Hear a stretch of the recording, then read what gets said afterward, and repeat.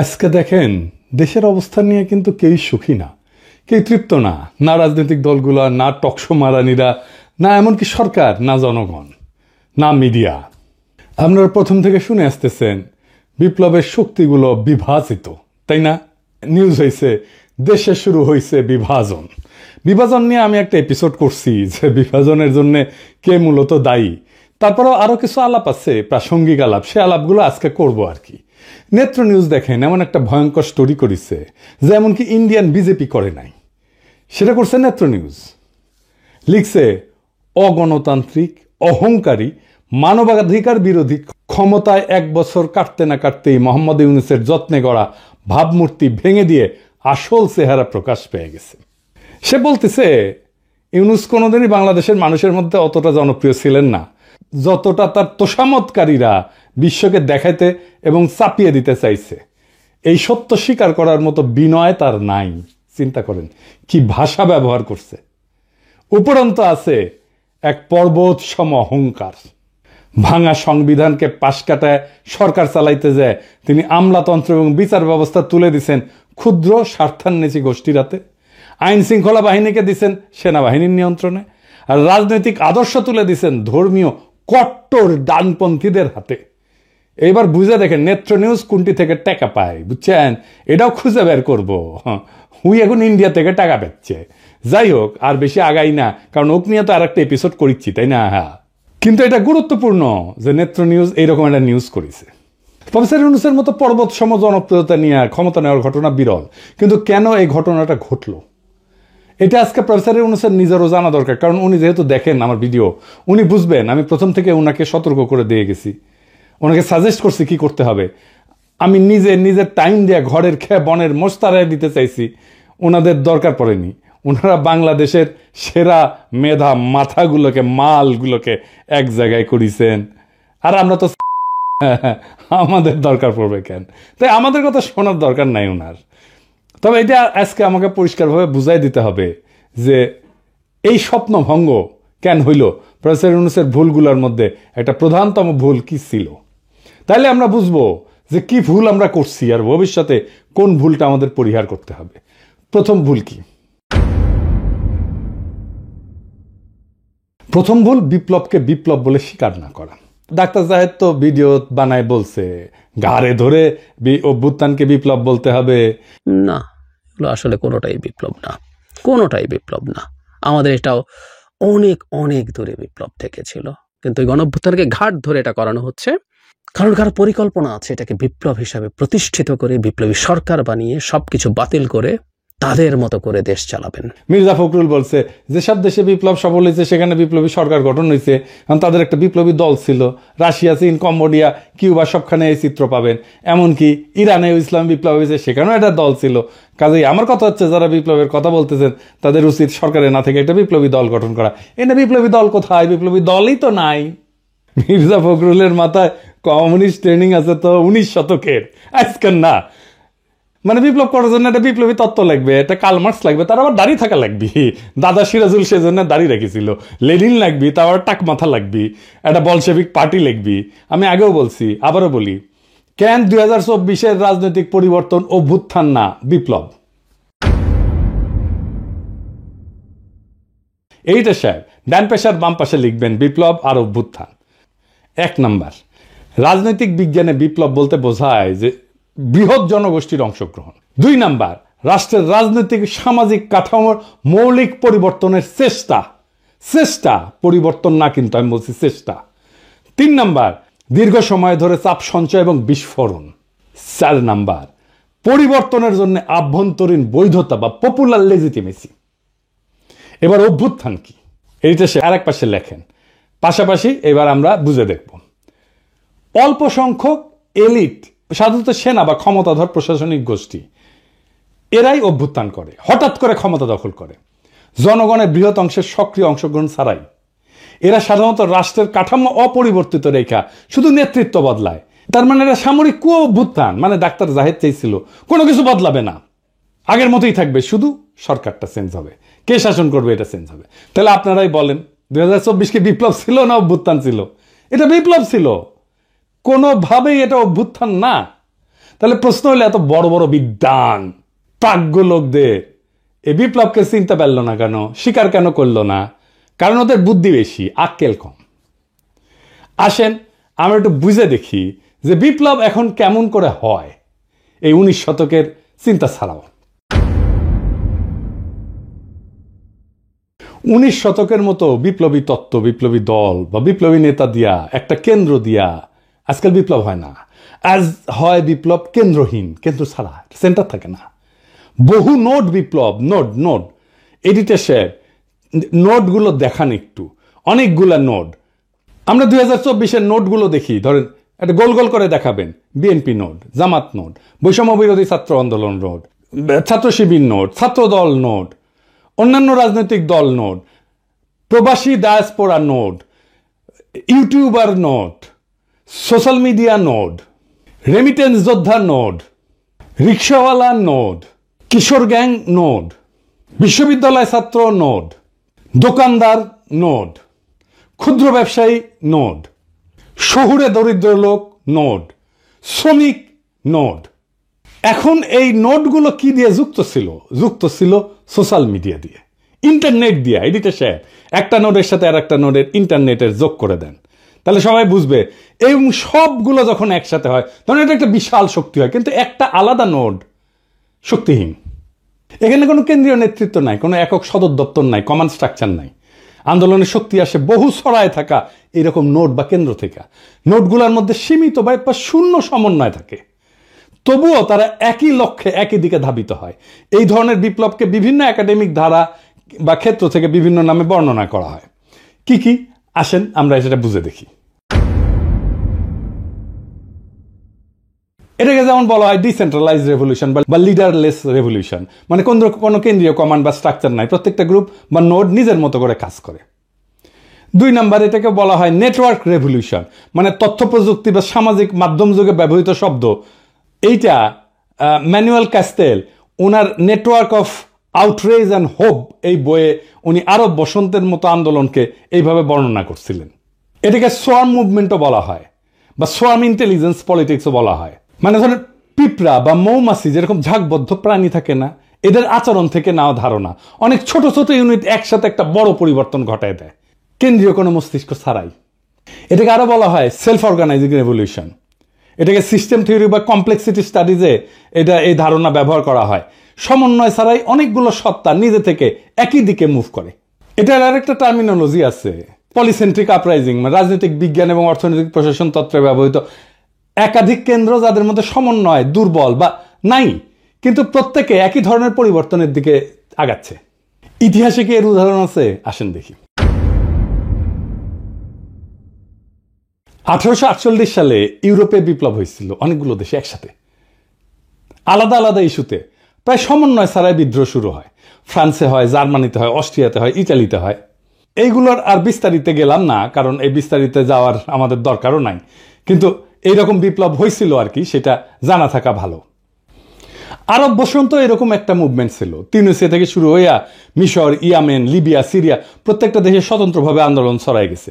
পোল্যান্ডের সলিডারিটি মুভমেন্টের প্রথম ধাপ, যেটা 1980 সালে হয়েছিল, যে গদালফ শিপইয়ার্ডের ধর্মঘট হয়েছিল না, ওইখান থেকে শুরু হইয়া দেশের বিভিন্ন শহরে স্বাধীনভাবে ছড়াই পড়ছিল। ইরানে একটা কনস্টিটিউশনাল রেভলিউশন হয়েছিল 1905 সালে। 1905 থেকে 11 সাল পর্যন্ত 6 বছর ব্যাপী। ভৌগোলিকভাবে বিচ্ছিন্ন শহরগুলোতে বিদ্রোহ হয়েছিল, কিন্তু কেন্দ্রীয় নেতৃত্ব ছিল না। এই ফর্মের, এই যেটা বললাম, এই ফর্মের পজিটিভ দিক কি? এটা কিন্তু পজিটিভ দিক আছে। কি কি? 1 নম্বরে এটা দমন করা যায় না। এক জায়গায় দমন করলে অন্য জায়গায় আন্দোলন চলতে থাকে। 24-এ তাই হয়েছে আমাদের বাংলাদেশে। ঢাকা বিশ্ববিদ্যালয় দমন করছে, প্রাইভেট বিশ্ববিদ্যালয়ে আন্দোলন শুরু হয়েছে। 2 নম্বর, এটা বৃহৎ অংশগ্রহণ হয়। বিভিন্ন গোষ্ঠী তাদের নিজস্ব কারণে জড়ায়, ফলে ভিন্ন মত থাকলেও সম্মিলিত চাপ তৈরি হয়। 3 নম্বর, কেন্দ্রীয় নেতৃত্বকে কিনে ফেলা যায়। আমরা দেখতেছি না, এটা কিনে ফেলা যায়। টাকার কাছে বিক্রি হয়ে যায়, ভয়ের কাছে নত হয়। কোনো একক নেতা নাই যে শত্রুর কাছে আত্মসমর্পণ করবে, সেই জন্য এখানে আত্মসমর্পণ করে না। নাহিদেরা তো ডিবি অফিসে হারুনের ওইখানে গিয়ে চাপে পড়ে আন্দোলন প্রত্যাহার করছিল, তাই না? আন্দোলন থামে নাই। এবং এইটা কি, এটা সৃজনশীল হয় এবং এটার অভিযোজন ক্ষমতা থাকে। বিভিন্ন নোট বিভিন্ন কৌশল ব্যবহার করে। মানে আমরা অনলাইনে ইউটিউবে একরকম কৌশল ব্যবহার করছি, বিদেশে একরকম কৌশল ব্যবহার করছি, আমরা রেমিটেন্স যোদ্ধারা তারা রেমিটেন্স শাটডাউন করে দিছে, দেশে যারা কাজ করছে তারা আরেক রকম ভাবে কাজ করছে। এটার কিছু নেগেটিভ দিক আছে আবার। কি দীর্ঘমেয়াদে ক্ষমতা দখল এবং রূপান্তরের সমস্যা। বিপ্লবের পরে কে নেতৃত্ব দেবে, কিভাবে রাষ্ট্র পরিচালিত হবে, এতে বিভ্রান্তি এবং ক্ষমতার লড়াই শুরু হয়। তাই হয়েছে না? হ্যাঁ, মানে এটা নিয়ে ধরেন এই সরকার কেন ভুল করতেছে এটা বলতে নিয়ে প্রথম দিকে বলতাম, হ্যাঁ, তো তখন আইসা বলতো যে আপনি উপদেষ্টা হইতে পারেন নাই, সেই জন্য এটা বলতেছেন, বলাই বন্ধ করে দিছিলাম সেই জন্যে। তো যাই হোক, এখন তো আর ওই চান্স নাই, এখন আর বলা শুরু করি আবার যে ভুলগুলো কি ছিল। এখন বলতে পারেন যে এখন বলতেছেন, তখন বলেন না কেন, এখন বলতেছেন, এখন বলে লাভ কি, তখন বললে তো কিছু উপকার করে। শোনেন ভাই, কিছু লোক আছে যারা এসে বারবার করে এই কথাটা বলতো যে আপনি উপদেষ্টা হইতে পারেন নাই, সেজন্য এটা বলিচ্ছেন, বলতো না? আপনারা নিজেরাই বলেন। তো তার চেয়ে কি দরকার, এই গ্যাঞ্জামের মধ্যে ঢুকে লাভ আছে? আচ্ছা, আর কি সহজে এটা বিভক্ত হয়ে যায়, সমন্বয় না থাকলে আদর্শিক সংঘাত হয় এবং প্রতিযোগিতা বাড়ে। দেখতেছেন না, বিএনপি শিবির, ছাত্রদল ছাত্র শিবিরের আদর্শিক সংঘাত হচ্ছে না? 3 নাম্বার, বাইরের শক্তির ম্যানিপুলেশন সহজে, তারা খুব সহজেই এটাকে ম্যানিপুলেট করতে পারে। সমন্বয়হীন গ্রুপগুলা আলাদা আলাদা চুক্তিতে বিক্রি হয়ে যাইতে পারে বিদেশি শক্তির কাছে। ইন্ডিয়া নানা অ্যাঙ্গেল থেকে আমাদের মধ্যে ঢুকে যাচ্ছে না, একবার ওয়াকার, একবার বিএনপি, একবার বাম, একবার পন্দের আলো, একবার দিল্লি স্টার, একবার দেবপ্রিয়, একবার ইসকন মিলে এবার। হ্যাঁ। 4 নাম্বার, ন্যারেটিভ গঠনের দুর্বলতা, কেন্দ্রীয় বয়ান বা একক বার্তা না থাকায় আন্তর্জাতিক এবং আভ্যন্তরীণ সমর্থন এটা অগোছালো হয়ে যায়। তাই হয়েছে, আমরা চেষ্টা করছি ন্যারেটিভ তৈরিতে, কিন্তু আমরা তো সরকার না, আমরা তো সরকারের বাইরের শক্তি। এই 2024-এর বাংলাদেশের বর্ষা বিপ্লব এই আন্দোলনের প্রক্রিয়া, বৈশিষ্ট্য এবং মডেলের সাথে একেবারে খাপে খাপ মমতাজের বাপের মতো মিলে যায়, তাই না? কেন্দ্রীয় নেতৃত্বের অনুপস্থিতি, এই আন্দোলন কোনো এক নেতা বা কোনো দলের হাতে ছিল না, সবাই নিজের মতো করে যাচ্ছে। বহু নোটের সক্রিয়তায় আন্দোলনের শক্তি আসছে শহর, গ্রাম, শ্রমিক, ছাত্র, প্রবাসী সমর্থন, সোশ্যাল মিডিয়া, সব জায়গা থেকে। কিছু যোগাযোগ কারো কারো মধ্যে ছিল, কিন্তু পুরোপুরি কমান্ড সেন্স ছিল না। আমাদের একমাত্র যোগাযোগ ছিল সোশ্যাল মিডিয়া। এই জন্যই পলক ইন্টারনেট বন্ধ করে দেয়, আমাদের নোটগুলার ইন্টার কানেকশন বন্ধ হয়ে যায় এবং আন্দোলনও কিন্তু বন্ধ হয়ে গেছিল। এই বিপ্লবের প্রতিরোধ ক্ষমতা ছিল অসাধারণ। সরকার এক জায়গায় দমন করলে অন্য জায়গায় আন্দোলন জ্বলে উঠছে। ঢাকা বিশ্ববিদ্যালয়কে দমন করছে, প্রাইভেট বিশ্ববিদ্যালয়ে ফুসে উঠেছে। নোডাল আন্দোলনের এটাই চরিত্র, কেন্দ্র ছাড়া আন্দোলনের এটাই চরিত্র। তবে ফলাফলের সীমাবদ্ধতা স্পষ্ট আমাদের, তাই না? ক্ষমতা দখলের পরে পরবর্তী রূপকল্প নির্ধারণে অস্পষ্টতা ছিল, ফলে পুরানো রাজনৈতিক শক্তি এবং বাইরের কূটনৈতিক প্রভাব দ্রুত জায়গা দখল করে ফেলছে। ঐক্যবদ্ধ বয়ান তৈরি না হয়, আন্তর্জাতিক সমর্থন এটা কমে গেছে। একাডেমিকভাবে 2024 সালের বাংলাদেশের বিপ্লবকে যদি বলতে হয়, এটা পলিসেন্ট্রিক, লিডারলেস, নেটওয়ার্ক আপরাইজিং বলা যায়। মানে বহুকেন্দ্রিক, নেতাবিহীন, সংযুক্ত একটা বিপ্লব বলা যায়, যেখানে বহু নোট সমন্বয়হীনভাবে একই লক্ষ্য অর্জনে কাজ করছে। তো এখন এই শফিকের মনে হয়েছে এই লড়াইয়ের একজন মাস্টার মাইন্ড তো লাগবেই, কারণ বিপ্লবের তো একটা নেতা লাগে, একজন কার্ল মার্কস লাগে যার দাড়ি থাকে। হ্যাঁ, মাহফুজেরও দাড়ি আছে একটু, তখন ছিল, তো বানিয়ে দিছে মাস্টার মাইন্ড। প্রফেসর ইউনূস মনে করেছেন এটা ছাত্ররা করেছে, সবাই অন্ধের হাতি দেখছে, সমস্ত নোট কেউ দেখে নাই। সেই কারণেই এইটা হাসিনার দমন প্রতিরোধে অসাধারণ সাফল্য দেখালো, বিপ্লবের পরে রাজনৈতিক ক্রিস্টালাইজেশন এইটা গঠন আর করতে পারে নাই, অসম্ভব দুর্বল হয়ে পড়ছে। এখন প্রশ্ন হচ্ছে এই দুর্বলতা কিভাবে কাটানো যেত? জি না, আমি বিপ্লবী সরকারের কথা বলবো না, এটা বলাটা এখন টাইম নষ্ট। এই লড়াইয়ের যে নোটগুলো ছিল, সেই নোটগুলোর মধ্যে আবার সংযোগ তৈরি করতে হতো, তাহলেই এটা একটা নিউরাল নেটওয়ার্কের মতো কাজ করতো। আপনারা জানেন তো যে আমাদের মাথার মধ্যে বিভিন্ন ব্রেনের সেল আছে এবং এই সেলগুলো একটার সাথে একটা কানেক্ট করতে পারে, এবং সেই কারণে আমার মস্তিষ্কে প্রত্যেকটা সেল স্বয়ংসম্পূর্ণ, কিন্তু একজন আরেকজনের সাথে কানেক্ট করে, কথা বলে। সেজন্যই আমরা আমাদের এই বুদ্ধিমত্তা দাঁড়ায়। সো ওই যে নোটগুলো, এইগুলোর কানেকশনগুলো যদি আমরা স্ট্যাবলিশ করে ফেলতে পারতাম, তাহলে এটা আবার নিউরাল নেটওয়ার্কের মতো কাজ করতো।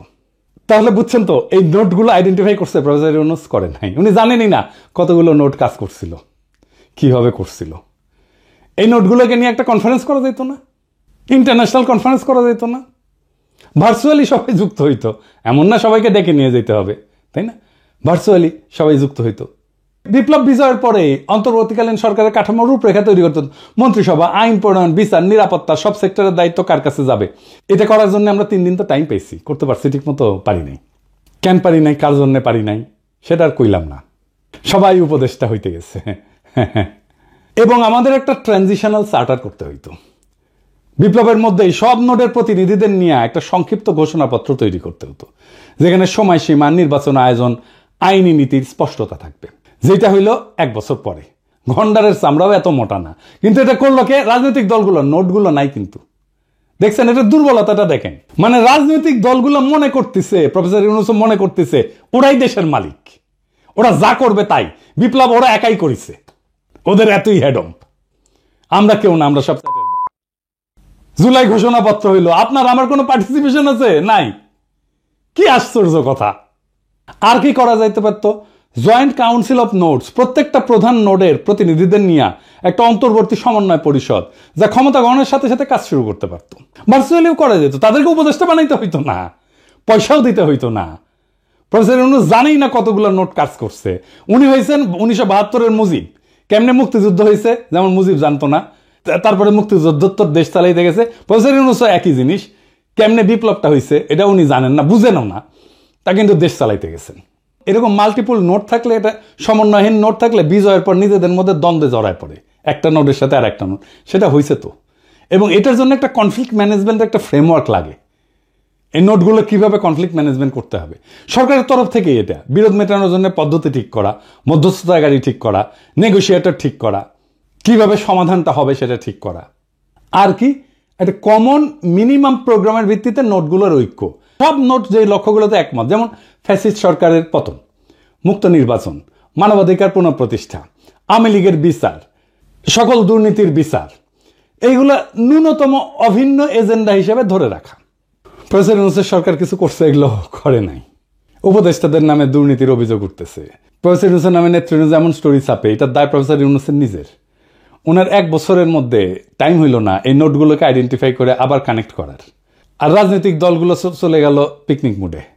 উনি রাজনীতির লোক না, আমি মানলাম।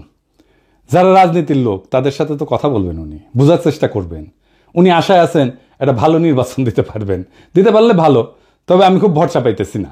তবে এই নির্বাচনে খেলা হবে, অপ্রত্যাশিত ফলাফল হবে, আমি আগেই বলে রাখতেছি। তাই আমি চাই ফেব্রুয়ারিতে ইলেকশনটা হোক। 2024-এর এই বর্ষা বিপ্লব আমাদের শেখায়, এদেশের জনগণ যখন জায়গা ওঠে তখন ট্যাঙ্ক, গুলি, গুম কিছুই তাকে থামাইতে পারে না। আমরা দেখছি কিভাবে এক একটা নোড, এক একটা শহর, এক একটা শিক্ষা প্রতিষ্ঠান, একটা অঞ্চল, একটা প্রবাসী গ্রুপ একে অপরকে না চিনেও কোনো একক নেতা ছাড়াই এক হয়ে ইতিহাস লিখছে, ইতিহাস বদলাই দিছে। কিন্তু বিপ্লব শুধু ক্ষমতা বদল না, এটা ভবিষ্যৎ বদলের দায়ও। এই দায় এখনো পূর্ণ হয়নি। যারা ক্ষমতায়, তারা যদি এই নোটগুলোকে পুনরায় সংযুক্ত না করে সাধারণ মানুষের বিশ্বাস ফিরায় না আনে, তবে এই বিপ্লবের শক্তি আবারও তাদের বিরুদ্ধে জেগে উঠবে, আরো ভয়ঙ্করভাবে, আরো সংগঠিতভাবে।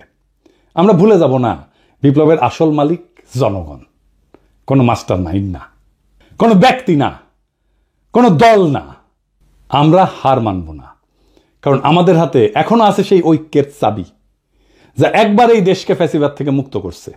ফেব্রুয়ারির নির্বাচন হোক আমাদের দ্বিতীয় ধাপ, যেখানে ভোট হবে শুধু ভোট না, হবে বিপ্লবের ধারাবাহিকতা, যেখানে ব্যালট বাক্স হবে জনগণের নতুন অস্ত্র, যেখানে জয় হবে শুধু এক দলের নয়, বাংলাদেশের। ইতিহাসের গতি থামানো যায় না। যারা থামাতে চাইছে তারা হারায় গেছে, আর যারা শিখছে তারা সংগঠিত হয়েছে, তাদের হাতেই থাকে বিজয়। বিপ্লব চলমান, এই বার্তা জানুক শত্রু, এই বার্তা জানুক মিত্র। ইনকিলাব জিন্দাবাদ।